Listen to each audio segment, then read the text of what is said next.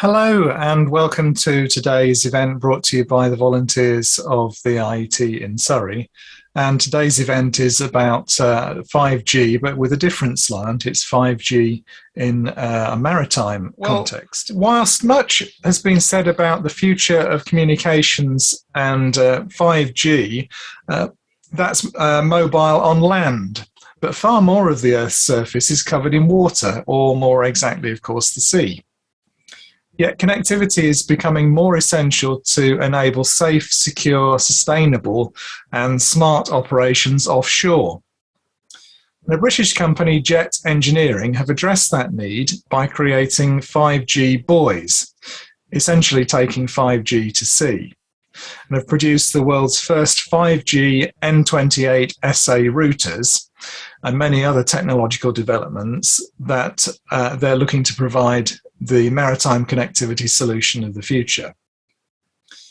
In this talk, we'll be looking not only at the technology required to deliver 5G at sea, but also at the social and economic benefits, particularly in the maritime sector's response to meeting the challenges of net zero. And our guest today, James Thomas, has founded 3 startup businesses based on his technical background in maritime, defence and engineering technology. His career began founding a business that designed equipment for musicians, and after completing his master's degree in mechanical engineering, went to work at Ford Motors.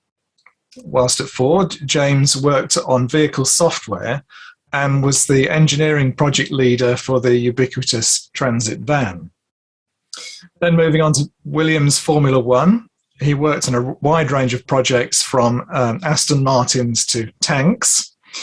And prior to starting up Jet Engineering, where he is now, James was also engineering manager with Ultra Electronics, where he led research and development in their maritime business unit, and chief engineer for TP Group, a small PLC working in the green energy and defence sectors. Now, as a sailor who's passionate about the ocean, James founded Jet Engineering to try to provide a safer maritime environment. But in doing so, he realised that connectivity can accelerate the journey towards net zero. So let's now hear more about communications and James's experience of 5G communications offshore. So it's over to you, James, if you are ready for us. Fantastic. So we've developed 5G because we feel it is the only solution for maritime connectivity that really can help enable that safe, secure, sustainable, smart environment. Where I think that's really interesting is where did it come from as a problem? So I'm a sailor, and I was very fortunate to be doing a race called the Fastnet. If you've not heard of Fastnet, it's a race from Southampton to Southern Ireland and back to Plymouth. And we'd lost the engine, unfortunately. We'd had a blockage in one of the fuel lines that we couldn't repair, didn't have parts. And what we realised quite quickly was when we were double-handed, we'd lost the electronics.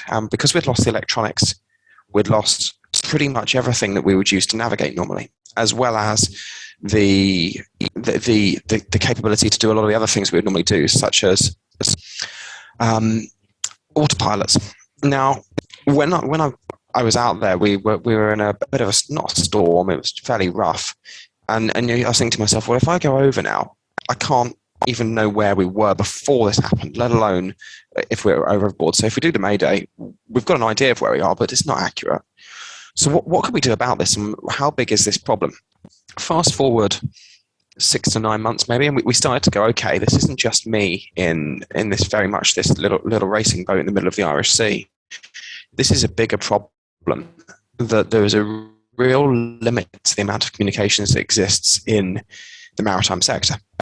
Now, we've done a lot of work initially around sea safety. It starts for the use cases that I found, and when actually, what could we do to make the ocean a bit safer? How can we help plug that coverage? What actually is the problem there? And the problem there actually isn't the bit that's a long way from land. It's the bit that's under cliffs. It's the people that leave the shore that don't know they need safety equipment. On your yacht, you generally have locator beacons, you have emergency systems, there's a lot of protective equipment there. But it's the people on the sort of the paddle boarders that take them down to the beach and go off and paddle under a cliff, not realizing there's tides, etc. And there's not very much coverage under the cliff, but most of those people now are starting to take mobile phones to see. Where we sort of move forward from that is going, okay, but that's not going to pay for the business case. That's not going to really give us the driver to actually connect coastlines. Where does the actual real problem exist with sort of maybe some more industrial partners? So we looked at this and went, okay, it's not just me, obviously, quite clearly here in my small my boat, that kind of thing. It's the renewable sector where there's clearly a lack of comms, and it's that bit when before you install that offshore wind farm, you have no communications for the first 2 or 3 years to speak of. There's the little bit of high latency SATCOMs with low bandwidth stuff, but it's very, very expensive. So there's a real challenge there. And then we went, okay, so there's a use case that's going to actually have some funding to go and deliver against it. And we went, where else does it exist? It's the smart ports, it's the VR pilots. It's the people taking their boat out to those wind farms. It's the drone maintenance of those wind farms. It's the bigger piece here around autonomy, and actually how do we get that sort of environment to really operate? Now, when we look at that problem space, we've sort of defined it in 3: safety, security, sustainability, and smart operations. We feel that the smart operation is going to probably be the real financial use case. Sustainability is something that I think is very important for us at a societal level. And the safety and security is something that's quite close to my heart, having been where it all started off. So when we look at this, it's around what benefits does fast maritime connectivity give in terms of what can we actually do to enable that change to exist. So we started to look at actually how do we increase that situational awareness piece. So in defense applications and security applications, it's how do we know who's coming across the border before they come to the border? How do we know the movement of goods before it gets to the port? How do we know those sort of pieces? We give the connectivity for things like autonomy to exist at sea, and we give the connectivity to do sort of some really interesting use cases around data and seabeds and sort of relaying that data back to shore to help things like offshore renewables install faster. So we built the first 5G data buoy. Again, we were about 7 months into the business when we built this. And we built this on the back of a £15,000 contract, which I now find quite amusing that we built a 5G data buoy. So for us, it was what can we do with this connectivity to actually prove the real benefits? How do we enable this sort of connectivity for secure, sustainable economy? And when we went into this journey and going, okay, so where are we? What are we doing? We started to go, okay, what's our solution look like? What does the product need to be? What do we need to actually create? And how do we create that solution that actually touches upon lots of different things, not just ourselves? So we started off by something floating, but we then realized that it had to have a lot more than just float and connect. So we looked at the data rates we were doing. So we looked at sort of what data bands do we need to operate in? What spectrum do we need to operate in? What power do we need to transmit over? What range do we need to be at? So that solution we built was all about actually what do we need it to deliver? And what we needed to deliver is very different to terrestrial-based applications. So we looked at what range do we need to be, what data rates do we need to be at, how do we need to make that value actually correct for the market. And when we looked at that, we went, okay, what can we do that makes this quite different? So we've used 5G in a very different way. We've actually gone for low bandwidth, fairly long range, and we're still substantially faster and more secure than anything that exists out there. We're looking at around about the 300 megabits a second and around about the 15 kilometers between each buoy as our sweet spot. There's benefits to going longer range than that, and there's benefits to going shorter range depending on the application case. But we've then gone, okay, so where's the real value? The value isn't necessarily always right close to the shore, because we could use terrestrial mast stuff based on land quite quickly. We realized it was all about getting buoys to talk to other buoys to really extend that network off the coastline. So this is our first buoy, as you saw in the video. 80 watts of solar panels on it, a 5G transmitter and receiver in there. And it really did do the job. But at the same time, it was fairly small. It had limitations on the power consumptions of what it could actually deliver. And it had some challenges with it. So we've started to work from that and go, what could we build next? How big does it need to be? How do we get the right power consumption in the platforms? What's the right way to build the right solution? So firstly, we assembled the team. And I think the really interesting piece was it was all around having the people. I've got a background in engineering, as the introduction was saying. Where in my last role, I was sort of a CTO style role. Before that, I was engineering management style role. So I've been across that sort of sector. So I realized straight away this had to be an engineering led business. So I brought in Andy, who had 20 plus years of technology development and a specific pedigree in maritime comms. The reason for that is it's a very, very challenging environment and a very, very harsh environment. So when we think about that, it was the team that really made this a success. So Andy worked on getting the 5G routers working. They were actually the world's first N28 network that operated in the field that we stood up, which was quite amusing when we had some of the major telcos putting press releases out saying they'd done it a few months later, and we had to suggest they ceased and desisted on those press releases. What that actually meant, though, for us was it was a really powerful bit of technology we'd developed in quite a short space of time. We'd developed the endpoint 5G rather than the radio stack that would be the floating base station. We then brought in a few more people. So we brought in Vicky, who helped us secure a lot of work and work through our bids and research piece.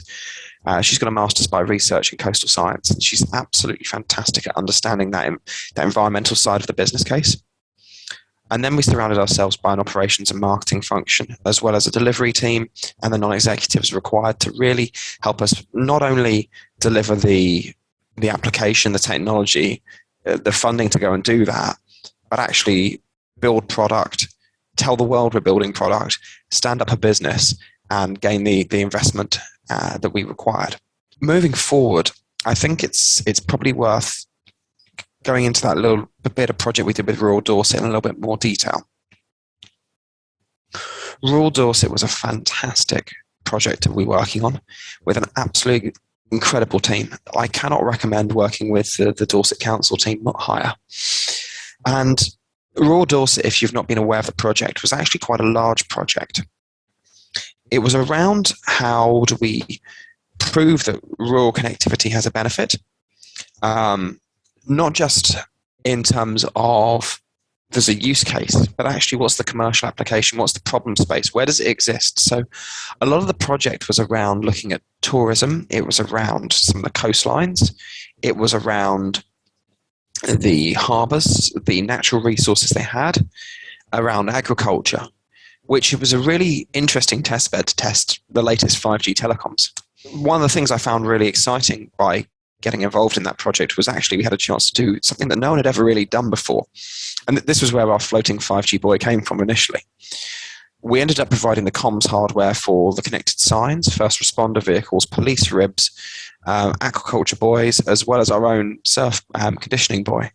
And when you look at that, you go, it really was a project that enabled us as an SME, as a very much the startup, to become a business. And I certainly owe a lot of thanks to all the parties in that project for that reason. But the why, we came back into this as to why was the project ongoing? What was the plan? What were they trying to achieve? So within rural connectivity, there's a massive digital divide at the moment. And I know it because I employ someone who lives in Cornwall, and she fundamentally dials into meetings with a video off half the time, not because she wants it, because otherwise she can't dial into the meeting. And that really does show you quite how big a problem we have in the UK for telecoms. So where we've got to in that is we've proven out things like, actually, wouldn't it be great if we knew the tidal conditions on connected signage? Wouldn't it be great if we knew the footfalls going down to the beaches? But that doesn't prove the why 5G question. So there was a lot of interesting use case development, but we wanted to try and understand why 5G, not 4G, because that's obviously a question that comes up as, do we need it? What's the purpose of having all this connectivity in these rural locations? And I think some of the nice things with the project was neutral network hosting. So one radio connected to two different mobile network operators, for example. Some of the other really interesting use cases, I think, were some of ours, where we're using 5G for buoy-to-buoy communications. But I'll get onto that in a minute, if that's okay. So to sort of end the rural Dorset engagement, what we really did there was we provided a buoy that connected the sea state data, transmitted it over a 5G network, and proved out this brand new 5G equipment that we'd designed and built the software stack and everything ourselves, which was quite novel. And then to marinize that and put it on a buoy, which is about the harshest known platform you can realize when you realize it's sort of underwater half the time. And that self-powered buoy lasted 120 days at sea before it was recovered. We've got another one going in this week, and the one that we've got going in this week is on an aquaculture farm. The aquaculture farm is really interesting because we want to provide real-time 4K video feeds, and two of them in parallel, so we can start to then at that point realize the why 5G piece. So to summarize some of that traction, it was the world's first floating 5G network in operation. We had 4 months of continuous deployment, and I think something that really stuck out and then when I said it back to myself was we didn't have a single network dropout or issue, that no one went out to that buoy. It was sat there at sea for a continuous period of time with connectivity. And at times there was a 3-meter swell going through there, so in some serious conditions. I've touched on the subsurface imagery as the next one. We've got a couple more projects that are now ongoing. We're now starting to work in the offshore wind sector, some of the smart port operations, and we're also starting to look at how we get some of the buoys to talk to other buoys.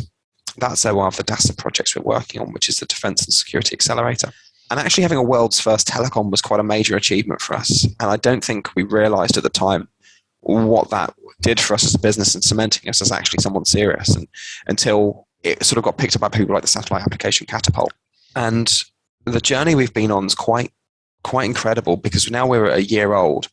And at a year old, we've got a team of 8 employees. We've got such an array of supporters, from Minister Matt Warman through to other government ministers that have come and visited us, through to a number of other massive stakeholders that are really supporting the fact that this could make a difference.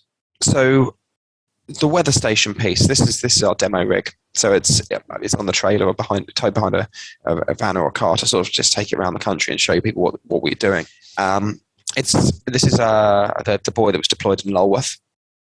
And what we've got on here is we've got a NEMA 2000 network. So that's an MEA 2000. It's a bit similar to automotive CAN as a standard. And on that network, we can run maritime sensors fairly off the shelf. Not quite off the shelf, there's integration requirements, but they're plug, configure and play almost. We've got Ethernet networks on here, but this was fitted for, but not with any applications for that. The subsurface cameras on a power over the Ethernet line. But this particular buoy was all around weather stations. What weather data could we broadcast? Position, direction, heading, speed, wind temperature, pressure, humidity, all those sort of data points to a fairly reliable accuracy. So the sort of the weather station on this is a calibrated weather instrument rather than just sort of an off-the-shelf best guess. And that actually became quite interesting. At the event where we took this buoy to, we actually had some really interesting traction, because we started to speak to some of the people that were looking at the environmental monitoring of beaches and saying, look, we have a lot of swimmers going in here in the summer, but we also know there's a lot of pollutants from some of the water companies. The water companies themselves would like to clean this up, and they're working on that. But actually, wouldn't it be great if we just knew whether it was actually that bad or not? Can you help us with that problem? And that was a really nice sort of bit of feedback for us to have, was that actually there was a genuine problem that someone has approached us off the shelf for whilst we were at a show. For us, however, I think there's the use cases that we want to do and the use cases that are the route to market. And being really sensible as a business, again, a year old, we have to be very careful on what we want to deliver and what order. So we started off, as I alluded to at the beginning, by going, where's the problem and where's the financial piece of the problem, as well as the environmental piece, as well as the bit that's close to my heart. I think actually for us, the offshore renewables market is probably that first piece that we really need to touch on.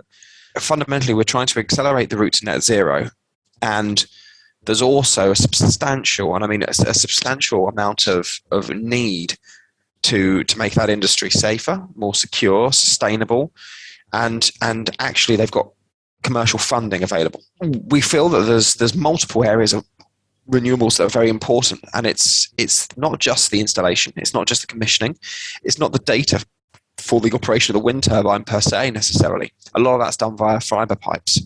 It's the bit between the shore and the wind turbine where there's no connectivity.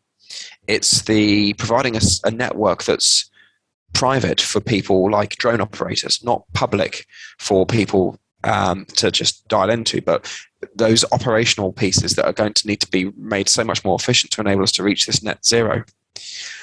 So that's kind of our main target on offshore renewables as we speak to start off with. Then we look at the sort of the associated markets. There's aquaculture, defence and security. So again, we're sticking with the aquaculture. There's a real huge growing demand for sea farming, and it's a very sustainable way of growing crops. There's the kelp project we're working on in Portland Harbour, but there's actually a lot more that's possible here. There's ongoing projects in the UK around carbon sequestration into the oceans. How do we pull carbon dioxide out of the ocean and put it back into the seabed? How do we do things like that? How do we grow seaweed more efficiently so it's actually a commercial commodity? And then there's also the things like oysters and the more valuable aquacultural applications. So I'm down in Sète in south of France as we speak, working with some of those fisheries to actually help try and get them a better route to having more data, because we realize that data gives the better data-driven decision making. Moving on to the defence and security applications, it's clear autonomy is going to exist in the defence sector. They've made it plain with the sort of the work of BAE Systems, the work of Atlas Electronic. All the major defence primes have a clear piece of this puzzle that they're trying to solve.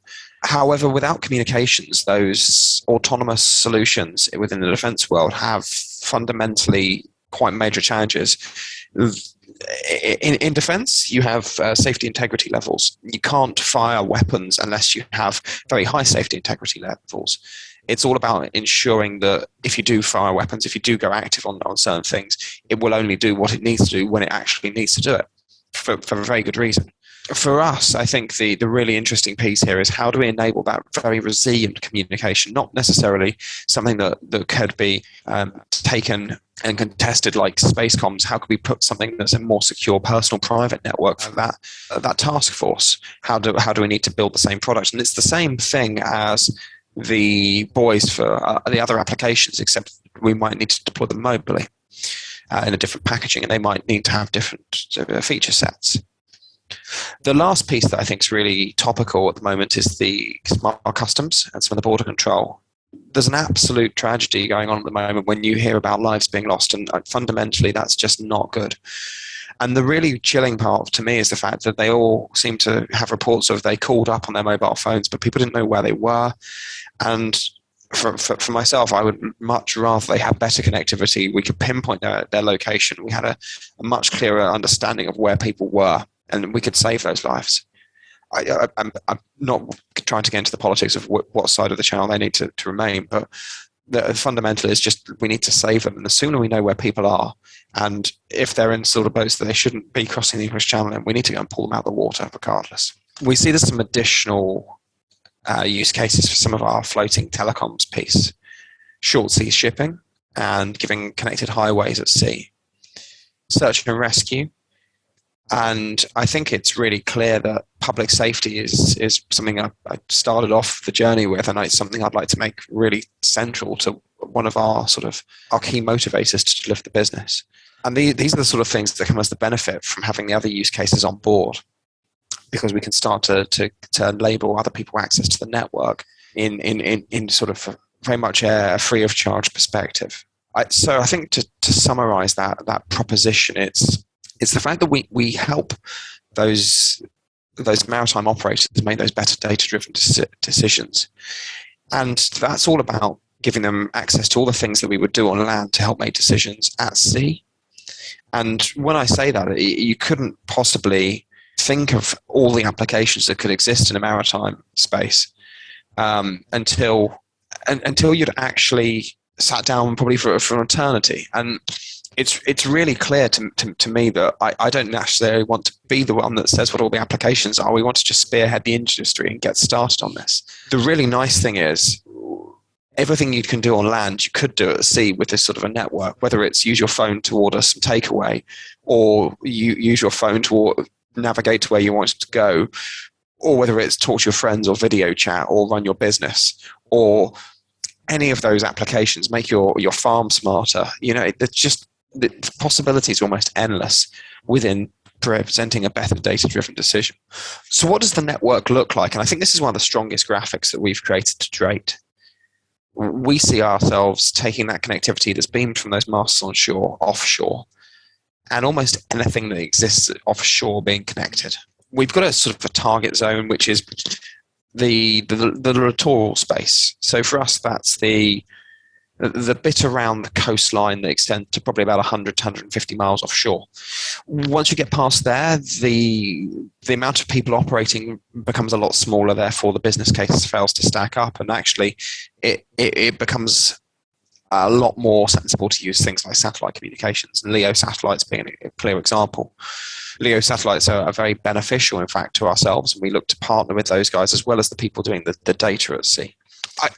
I think where we come to on this is the art of the possible for us is almost anywhere you can anchor something, we could connect now. And that really is a big area of the ocean. We put this graphic together for a little while ago to show the other side, which is if we don't take it back to the land, how would we get the data back? What would we do if we were running a fleet of boats that were putting in offshore wind turbines, but they were nowhere near the land, and they were, I don't know, near an archipelago in the middle of an ocean? Well, actually, we'd use the LEO satellite link, but instead of using LEO satellites direct to all the small ribs or the boats, all those little things like drones where we wouldn't ever have SATCOMs receivers on those platforms, we'd take that SATCOMs into a larger buoy and then broadcast that SATCOM signal around so that everyone could connect in. Obviously, large boats and ships do use SATCOMs, but a lot of the smaller vessels don't. And we can also start to build up quite a powerful solution with them rather than on their own. This particular slide was aimed at the defence world because there's actually a clear lack of communications from the surface to subsurface currently. And it's not really a need to do the communications per se subsurface. There's people that do that, Sonodyne, there's the Ultra, there's lots of people that provide the comms piece there. It's that gateway back to the real world that's on the surface of how do we then transition. And that's the piece of the puzzle that we aim to sort of solve. We've done a bit of simulation, and I think this is quite an interesting piece. It's a really quite a boring looking slide, unfortunately, but it's really quite interesting that we've started to split the network. And this is a really powerful proposition. So we talk about mesh communications, and no one's actually ever done what we're doing with 5G. And this is the real why 5G, because obviously we could do almost everything with 4G except delete the fiber optic between the base stations. With 5G, we can delete the fiber optic cable between base stations. So we can then start to split that network into pieces and really do something a bit different. So if you see here, each of the Geno Bs at the bottom, the 1 to 9, they would each become individual buoys. And on each buoy, you have the base station. But in traditional telecoms, they would need a fiber between the base station and a router and back into the main sort of backhaul piece. We're actually getting base station to talk to base station, which is very unusual, and that's not been proven yet in the 5G space, but we're working very heavily on that, and we should have the solution ready very shortly. And then we're taking it a step further, and we're starting to mesh that, because we want to look at power usage around our network and being very cognizant that we can split messages, we can send data in multiple paths, we can be very clever about how we do things if we have a full mesh of 5G rather than just a daisy chain. So it's a big step forward off the standard, and it deviates from the standard, but everything we do frontal to the UE equipment wouldn't be noticed, and anything we did backhaul wouldn't be noticed. So in summary, I think that it's safe to say we believe quite clearly our 5G buoys are the only solution for maritime connectivity that really does enable a safe, more secure, sustainable, smart operation. And that's purely because no one else has got a floating network in the world, and actually a floating network is going to make a massive impact. We are seeking partners, we're seeking collaborators, we're trying to work with society to make this happen as soon as we can. And I don't really mind whether that's the telcos or it's down to the SMEs. We fundamentally just want to make it a bit of a better place out there. So if anyone has any questions, I'd love to take them, and I'd love to sort of get a chance to work through that. But thank you very much for listening to me today, and hopefully that was okay.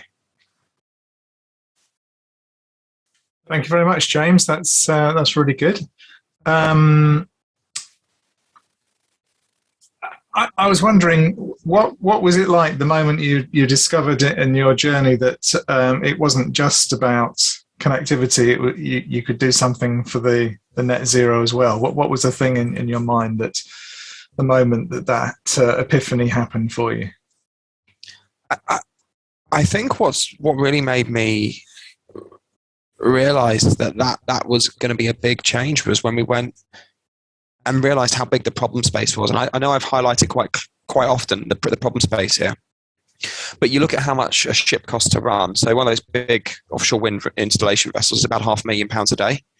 And can you imagine running that without comms, or with a substantial bandwidth of comms? You wouldn't run a taxi company without comms on all your taxis, let alone a fleet of ships. So why the hell are they has that not happened? And then you go, so okay, that's still a fossil fuel based ship, but if we make that ship get stuff happening in the water more often by telling it it's actually safer to do it than it thinks out there because sea states are X, Y, and Z and just giving it the data, that's a big win. But actually, if we then can make the ship operate better as well into the port, and we went, okay, so this isn't just the ship operations, this is the carbon emissions of the ship, because it's not just making the ship cost less to run, because it doesn't emit fossil fuels. At the current cost to recapture carbon at the moment is around €50 a ton or £50 a ton, somewhere around there. And when you start to think that a standard port in the UK, again, fag packet number here, is emitting around 20 million tons of CO2 every year. So you can start to understand 20 million of CO2 and greenhouse gas, that if we have 20 million tons of that every year going into the atmosphere, we have a reclaim cost of £1 billion per port, which is far more than the actual benefit of running the port in the first place. So we've got to mitigate as soon as we can. And everyone would probably dive in and go, well, what about hydrogen? What about battery? What about amine scrubbers? What about using ammonia on those ships? Well, the fleets exist for a lot of these operators, and they're 50 years old. It's not going to happen overnight, but we need to reach net zero in the next 30 years. Wow, that must have been quite something when you start in one place and then you broaden your mind and think of other places that you can be. I can see that your background in starting up other businesses is very relevant to that mindset and way of thinking. And so for the rest of your team, do they already come on board with that mindset of thinking, or is that something that you inspire the others to take on board as they're doing their jobs? I think we've had a bit of a blend of team. I've taken people into sort of my mindset and given them sort of the baptism of fire, I like to call it, where we're working very closely together for sort of 2 or 3 months, and you're not going to get a lot of sleep, and you're going to work real hard. But at the end of it, you're going to go, "Wow, did we achieve something?" So I took a young lady called Vicky, and Vicky's fantastic. I hope she won't mind, but Vicky was working in a shop, but she had her master's degree, and I just think that's a clear waste of talent. How we've allowed ourselves to have graduates with that much talent, who've recent graduates, end their days working in that kind of environment when they can add so much more. She didn't have necessarily an engineering background. She had a scientific background. So I went, okay, how can I nurture this person and give them a career? Well, I need someone that can help me with the research, with the bid writing, with this. She's turned around in her first year over £1 million of bids into the business. And when we started up with a 15 grand contract at the start of that to put the buoys off of Weymouth, you can go, well, actually, that's one hell of a change. That in a year, by having talent, giving her the tools to succeed, she's now presented with me as a founder at times, and that's quite a testament to actually what hard work pays off as. And I think it's got to be the nurturing people and talent that's the most important bit in there. Excellent. So that must be for you quite a significant portion of your day-to-day role, as well as. Are you also imagining the solutions now, or have you moved that further out into the team? I think I still like to get involved in the detail. And my partner's a lawyer, so she tends to work until sort of 10 or 11 o'clock at night anyway. So I tend to sort of just do the extra hours and keep on going. I'm starting to work through how we can expand the team. Like I said, we've got, I think, 8 permanents, 2 NEDs, and we've got a couple more coming in this month. So we've got a growing team. We should be about 30 heads by the end of the year if we hit our plan. So I will have to hand over some of that solution architecting work. Unfortunately, I would love to remain in the detail, but I get the feeling that I'm going to have to start to have a little bit less hands-on time.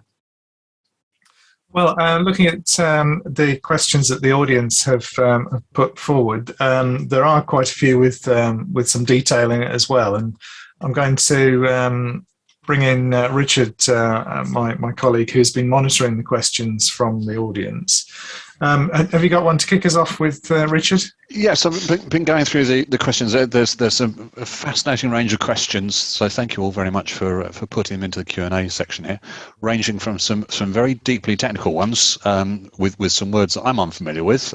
So I've been Googling in the background to get up to speed myself on some of these, and some sort of end user type questions. So I'll try and combine some of the questions together as best I can. So we've got some here talking about the technical detail of the infrastructure that makes the system work.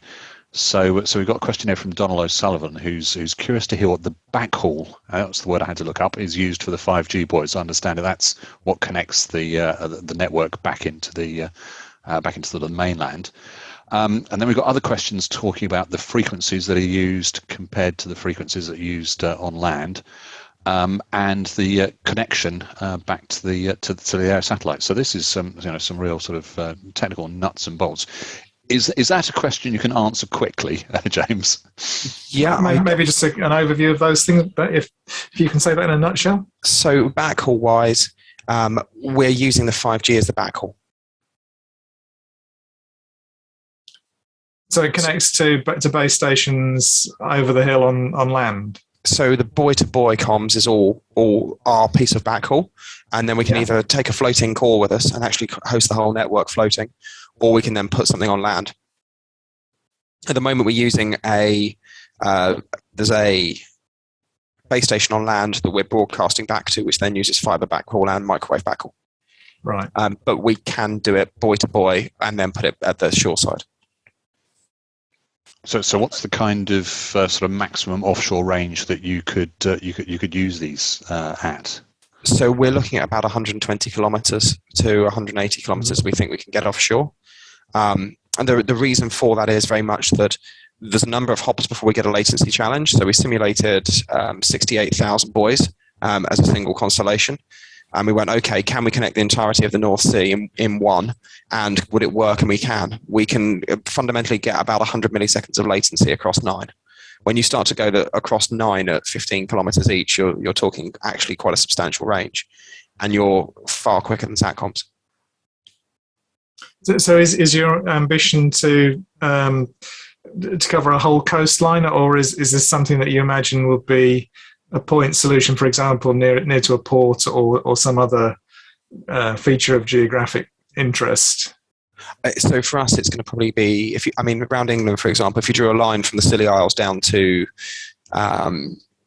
the corner of Biscay, for example, and then a line from sort of the Shetlands across to Norway, that piece of North Sea English Channel is the sort of bit that we're really interested in. A lot of shipping movements in there, a lot of offshore wind installations. There's bits in the Celtic Sea and the Irish Sea, obviously, and that's interesting. There's bits across Biscay with there's quite a lot of cruise liners that go back and forth across Biscay, and there's a big fishing fleet out there. We have to be careful of the water depth and where the Atlantic shelf drops off, though. So there's bits and pieces in there. Mediterranean, another example of somewhere where there's a lot of shipping, where there's a lot of need for connectivity. Or Suez Canal would be another great opportunity if they'd had a bit more comms. I wonder what would have happened. That must also be a challenge if you've got a lot of vessels that you're servicing. They're also not very good at missing things and will run you over. Yeah, so at the moment they're bright yellow. I mean, the ones that we put out are 1.2 meter diameter. We've got some that are they're about a meter high. The ones that we've got going in the next month are 5 meters high. And then the longer term plan is something that's about 14 to 16 meters high, with about 12 to 15 meters above the surface and the remainder below. But still a spec compared with a cruise ship. Yeah, we're or an aircraft carrier coming out of Portsmouth. Yeah, we imagine it would just float off down the channel and we'll go and get it. But again, it's a bit better than a satellite knocking out another satellite or anything else going off. We just go and get the fishing man to go and get it for us. Yeah, good point, yes. So another thought that springs to mind, one of my last jobs before I left work at the end of 2020 was on an offshore wind project where we were looking at the use of autonomous vehicles within a wind farm. So I don't know if you're working with the Offshore Renewable Energy Catapult on that, but the idea of having a sort of a 5G network around wind farms seems quite good. Have you done any work specifically for offshore wind? And I'm thinking particularly for something like the Celtic Sea, where some giant floating wind farms are in the pipeline, probably going to start happening fairly soon. We are engaged with most people in the offshore wind industry at the moment. For obvious reasons, as soon as they realise what we're offering the market, they're going, this is great. How do we get you to the point where you can be a commercial solution? Yes. And for us, we're on that journey again as a year in, we're doing a 10x year on year at the moment, which is just incredible to see in the business plan. When most VCs want me to do a 10x over 5 years. But the piece that's really interesting within that for us is what size organization do we need to be able to service multi-billion-dollar companies? And it's not a number of men in a shed. It is not 10 guys in a building. It's actually, we need to be quite a sizable entity. Yep. So we're trying to get through the feasibility studies, understanding whether this is the right wind farm to target to initially, to put the pilot program in where we could put 5 or 6 buoys, connect up a wind farm, or where the wind farm is going to go in more likely. And then the next stage for us is the piece of how do we then transition the business model once we've got a number of wind farms connected to provide that full connectivity spectrum at sea. So if we've connected up 3 or 4 wind farms that are near to each other, why don't we put the extra couple of buoys in between them and actually then start to offer that private network to other people in the area? Yep, sounds good. So you mentioned that you're already in. It sounds like your third generation of buoys. You said different sizes that you're deploying. So obviously your technology development is moving very quickly as well. What's the rationale? Why do you need bigger buoys as you move forward? So the larger the buoy, the more complex things we can do with it. And it's stacking use cases on a network to add the value, because everyone adds. If you take your mobile phone in the middle of London, thousands and thousands of people use every single cell, and we all add fractions of a pence of use case into it of why we've used that particular cell. Well, let's see, we've got the same thing, but we've got bigger values being created because there's no competitors. The landscape's very different. So when we look at that, we go, okay, what do we need? So close to shore, we only need it to be user equipment. It needs to be a floating mobile phone, basically, which just provides data of what the fish farm's doing, or data for the port to go, actually, it's windy out there, don't send your ribs out. When we get further offshore, we need to be a base station. So we then need to beam that connectivity out to add the value, which is the second sized buoy, the 5-meter platform. When we look at where a lot of the offshore renewables are being positioned, they're in the northern hemisphere. They're quite far north in Scotland, and those floating offshore winds are getting further and further from land. And when we look at those specific use cases, we have a limit to the amount of power being generated on solar panels and how we power our buoys. So we're looking to position to build larger and larger buoys. We've got more power generation on the platform itself to run that base station, as well as putting a sensor hosting on there as well. Good stuff. Changing tack ever so slightly. Interference. 5G, as we all know and love, has got a terrible reputation in some sections of the media, almost entirely unfounded. Two related questions here, though. One is, do wind farms interfere with 5G signals? Obviously, there are stories about how they interfere with air traffic radar in particular. And do they interfere with navigation radars? So the US appear to have some issues with 5G that appear not to be resolved. What's your perspective on these from a properly informed perspective? It's all about the band that people are using and the spectrum that they're using. Obviously, spectrum is a massive challenge for people. There's different ways to obtain spectrum. You can either get a license for a specific use case. And that's generally the challenge here, is that they're using something that clashes with something else. It's EMC basics. Where we are at sea is there's very limited amount of other people with mobile phone networks. In fact, there's none. So the really nice thing that happens there is, with there's sort of all these spectrum choices that are available, and Ofcom will license you pretty much whatever you need, as long as it doesn't interfere with someone else's. Yeah. Well, if no one else has any floating technology, then it means that fundamentally we can have a license for any technology we probably need out there. At the moment, obviously that will change as the market gets other incumbents come in and people try and compete with us. But I think the really nice piece of this is that it means that we have no real risk around radars. We have no real risk around causing issues to people, because that will all be down to a single band or a couple of bands that have caused problems, when we can change that.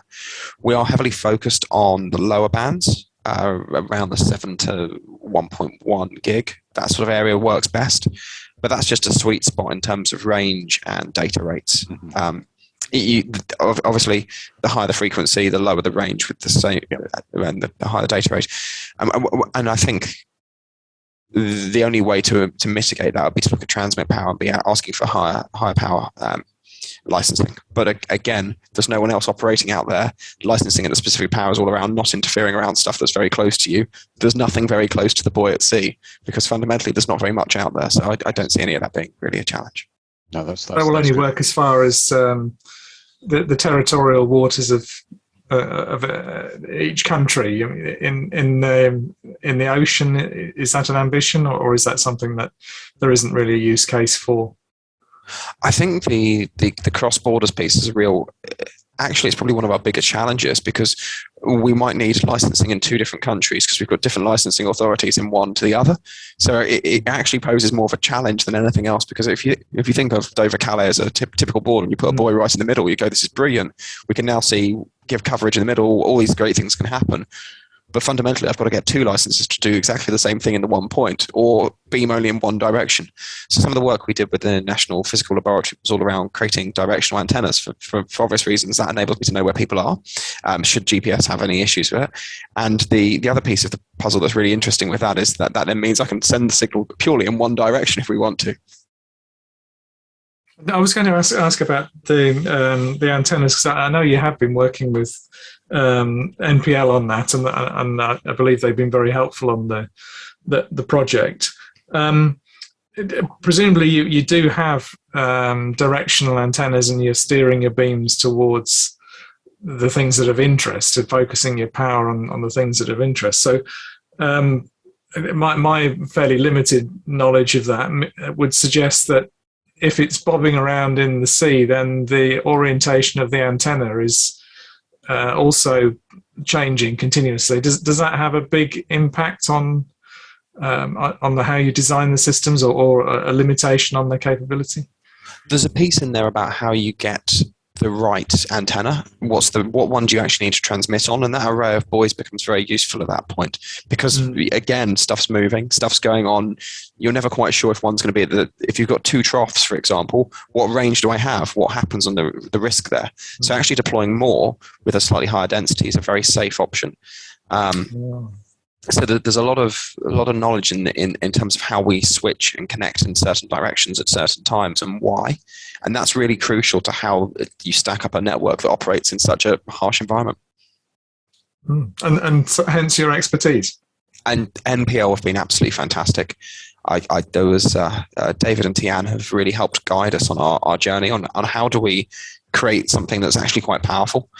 And I think for us it was around not just the technology that makes the antenna have a range, but actually what's the right technology, what's the right way to switch, how do we even beamform, bearing in mind we had a technical team. Initially it was, well, just myself, and I had a business development guy that I was working with who helped me to set the thing up. And then I moved into sort of Andy with his maritime comms background, and you go, and that's great, but actually we don't have the bandwidth, we don't have the skill sets to design antennas from scratch, we have the skill sets to integrate. Great. So, I'm going to go completely off piste here now. We've got a wonderful question here from a student member of the IET. So picking the brains of sort of more established engineers. So this anonymous attendee says, a student member of the IET and has recently done and are still doing differential equations. We know them and love them. His or her question is, how much maths is involved in terms of designing the infrastructure? What automation tools do you use to help you? And how much of the maths from your degree do you use in your job? There's a $64,000 question. So in my job at the moment as the CEO, the only bit of maths I tend to use is sort of, do you know that selective filtering thing on Excel where you go red, yellow, green? Pretty much that, and I just then only look at things that are red. Yes. And I've got the ability, if it's red you shout at someone, if it's orange you sort of speak to someone firmly, and if it's green you congratulate someone and pat them on the back. No, I'm joking. There's a fair bit in there of an understanding still. Fundamentally I think your degree gives you a basis of your career, and it depends what direction you want to take. You can obviously go in the technical expert, which is often the sort of the National Physical Laboratory people, the really, really smart people that really know a lot of things, or you can fail at being an engineer like myself and move into sort of the setting businesses up and actually looking at the sort of the solution piece of what do people actually want. And I say it in jest a little bit. I ran a couple of major programs in my past. I've done a fair bit of actual hands-on stuff, but the number side of things at the moment it's a bit more fag packety for me. So we were looking at so, for example, in Scotland, how big a solar array do I need, and how big a battery system do I need to survive a year's continuous service? So you're just you in that you're basically going, okay, what's the worst month of the year? What's the power going to be going into that worst month of the year? And you go, what amount of solar panels do I need? And it's very much okay. So it's about X kilowatt. Let's put an extra 30% in there because the batteries aren't going to be as good as they are today in 3 years' time. But you've got the basis of actually an understanding in there. So I think it's important to have that degree, but I don't think actually most of it is used every day. But it's nice to know it's still there for those rare occasions when you actually have to use it. Yeah, no, I think, James, that's a very good summary of why you get a degree and cut your teeth in the early years of a career and then see what direction it goes in. But having that background enables you to do that back of the fag packet calculation. And if anybody doesn't know what a fag packet is, ask your grandparents because you don't see them anymore these days. But we'll have to come up with a different term for that. So they're all covered in health warnings, Richard. They are all. So I'm told. Like I said, I haven't seen one for donkey's years. Not on the inside though. You just there's the secret of an entrepreneur. Use the inside. Yes, and engineering and innovation are very, very closely related. So yes, and I hadn't thought about that, but I prefer scrap bits of paper myself. Anyway, enough of this. You talked about powering the buoys, solar panels. When they're out at sea, what do you use? Mostly solar panels, or have you thought about using sort of tidal generators or anything, other technologies like that? There's actually quite a lot of things that we've looked at. We want something reliable. I don't think things with moving parts necessarily in the middle of the sea are the most reliable things generally. Bearing in mind, anything that goes to sea generally will break, and it will break quite soon depending on how complex it is. So let's try and keep the complexity of stuff that will break down to an absolute minimum. A piece of solid silicon is fairly unlikely to break. Hence why we've gone for let's keep it simple. And I know that we've then put complex electronics in there, but let's reduce componentry, let's reduce risk, let's do the simplest we can do. I think longer term, we'll probably look at wind and little micro wind turbines on there as well. They're quite reliable and they're also not in the salt water as bad. Obviously, it's still a salt environment and a terrible salt spray environment, but they're a little bit more known in terms of technology readiness levels. There's a few people looking at membrane energy generation. There's people looking at kinetic energy recovery, a company called WIT. There's a lot of people doing lots of little interesting things. When the TRL level comes to a point where it's actually market ready, I'll be interested. But for now, I can buy a solar panel for a known price. I can stick it on with a bit of silicon, and fundamentally, it's going to last for 10 years because it says so on the packet, and it's been sold to yachtsmen for the last 50 years. So I'm fairly guaranteed it's going to work. Good. So if you, it was interesting in the last answer that you gave. If you look back over your career, you've had lots of interesting different assignments from Ford to Williams F1 and various other companies in between. Can you give us some insight what bits of learning from each of those you now use in your day-to-day role? Do you know it? So that's a really good question.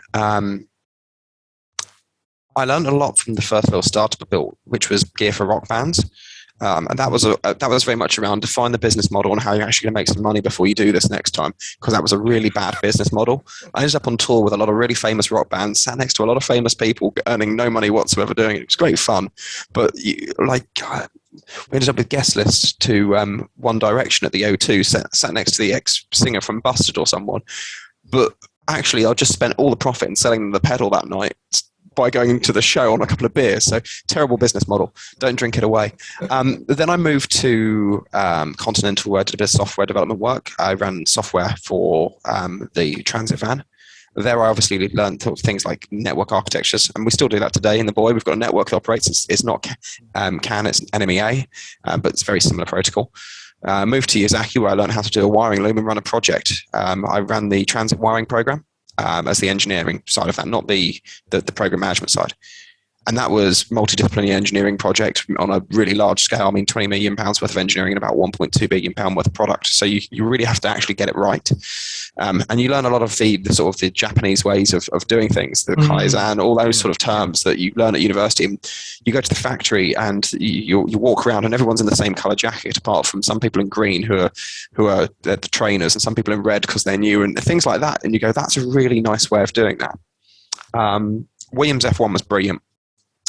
I really struggled. I really found it really hard when I was there. And I didn't do very well for quite a long period of time, because I'd gone from this big corporate machine where I had someone that did everything I wanted for me to actually having to do all the work myself from all of it, it was really weird to have gone from, I have a drafting team in Portugal who drew my drawings for me. I just give them a sketch and it turns out looking great, through to, no, you've got to draft it. Okay.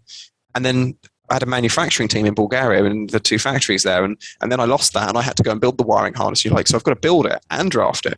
This is far outside my skill set.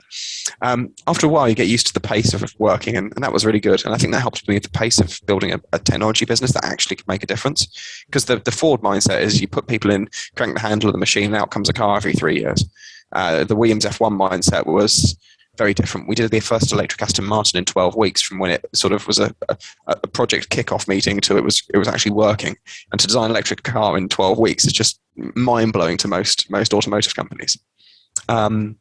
Lockheed Martin, that was all about resilience and getting it right, and making something very reliable. But the product had to be very sure that it was going to work every time. Then Ultra Electronics. What did I learn at Ultra? I'm going to move on with that one. You're consolidating your previous knowledge, yes. Yeah, no. Do you know what?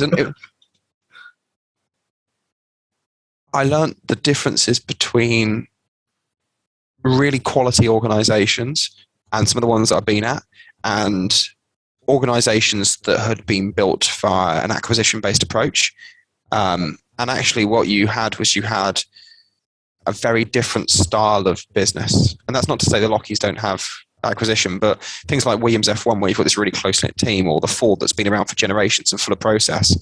And then you end up in a business with some process, but not really enough process, but not that close-knit feeling where you actually know what you need to do to get the process. Quite a weird experience. One that I think everyone should go and have for a year or so and then move on. TP was brilliant. There was all about building business models, because we started up a hydrogen and green energy business unit whilst I was there. And that was one of the bits that I was leading the technology stuff on. So that was good. But yeah, lots and lots of learnings along the way, and probably lots of failings as well. I think you're talking the entrepreneur's journey, that you're more than likely you'll fail at least once, and it's the combination of the idea and the team and putting together the mindset of making it work. And it sounds like you're really bringing all those strands together. So hopefully it will continue to go as well as it is at the moment. Do we have any more questions from the audience, Richard? I think we've pretty much covered all of them. I guess that we've got one final one here, I guess. From Philip Benstead, he says, brilliant idea, so well done, James.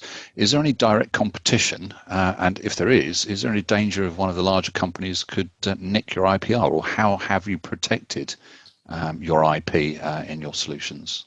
I mean, I don't think they're going to compete with us. Have you seen the speed that a big corporate does anything? I mean, fundamentally, it's just not going to happen. I'm sorry. A brilliant question, though, but it's...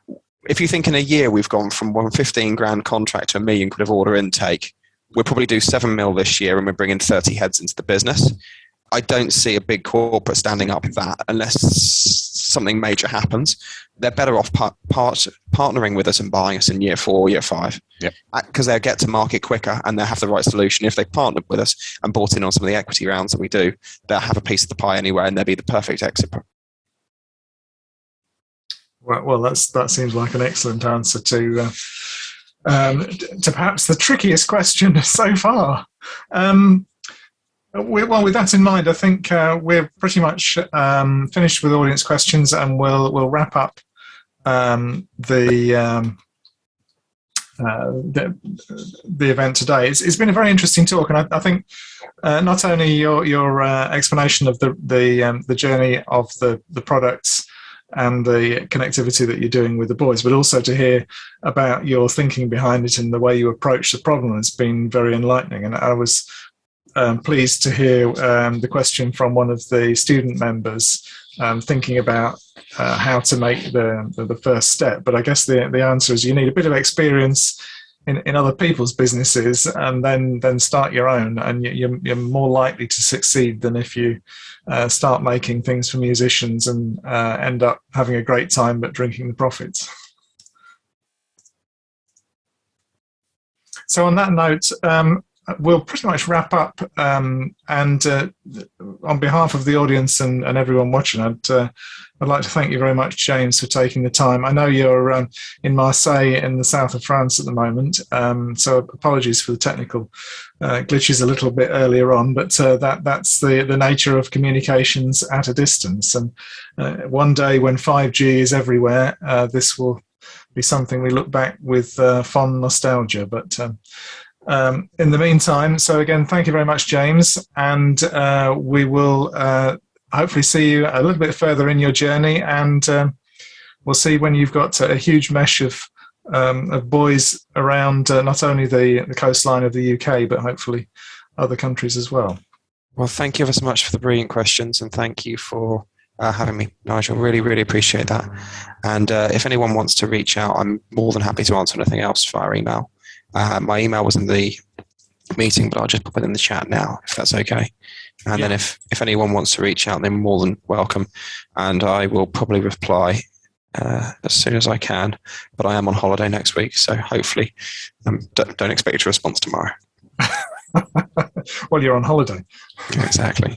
Thank you very much then, James. Thanks, guys. And that is pretty much everything for today. So I'd just like to summarise by saying that 5G at Sea was presented by me and our guest, James Thomas of Jet Engineering. The event creators today were David Humphreys and Tim Brown. Question masters today were Richard Packer and myself, Nigel Ward. Producers were Colin Cunningham and Julie Hudson. And this has been an IET production brought to you by the volunteers of the IET in Surrey. And thank you all very much for watching.